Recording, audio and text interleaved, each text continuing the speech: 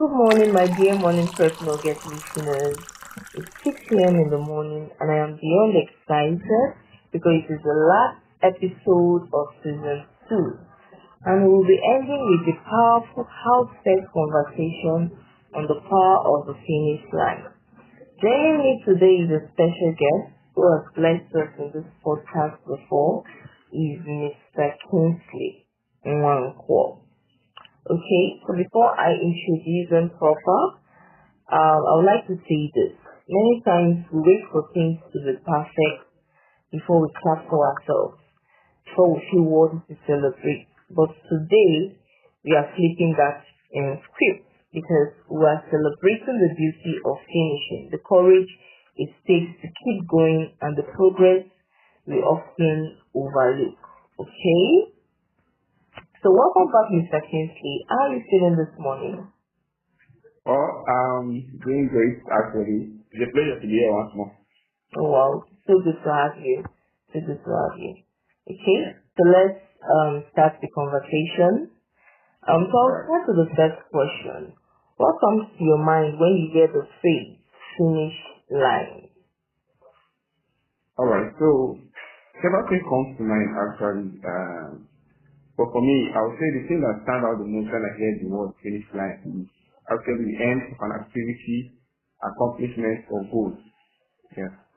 Oh, okay. That's true. That's true. It's not always just the end. Sometimes it's the beginning of a new journey. So what do you think people sometimes struggle to celebrate, or why do you think people sometimes struggle to celebrate their progress? I would say that most people don't usually, in quotes, get across the finish line, or even if they do, it wasn't with the anticipation that they had in mind. But the major reason people might struggle to celebrate their progress is perception.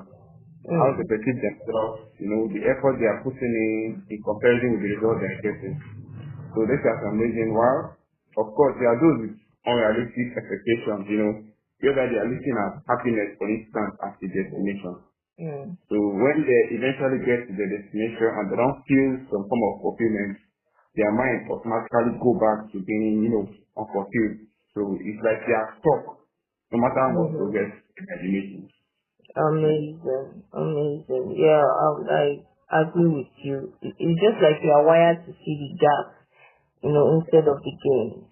Okay, so that brings me to my next question. What one powerful lesson you think our listeners should hold on to as they approach their own finish line, whether it is big or small? Okay, so if you are listening to this podcast, I want to leave you with this, that life is a race. Whether you choose to run as fast as a cheetah or as slow and steady as a snail, you eventually reach your finish line. So you should feel comfortable to celebrate even your small wins. But as you are doing that, prepare for the next one. Yes. That's good. Life is a race. Feel comfortable to celebrate. Even if it is small wins, even if it is big, just celebrate.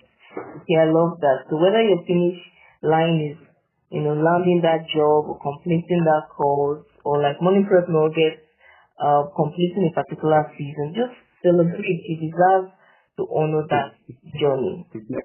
So it brings me to my last question before we wrap up for today. Is this year your last podcast appearance for now? What would you want people to remember you said today? These are an interesting one actually. Well, I have to say that when I started my creative journey, I didn't have much clarity about what I was signing up for. So, I tried and failed at many things that were not actually my purpose. So if there's one takeaway I want you to remember from this in the next 5, 10, 15, or even 25 years is that it's important you do your life with purpose. And make sure that when you get across your finish line, you don't get there alone, but you take as much people as you can across the finish line.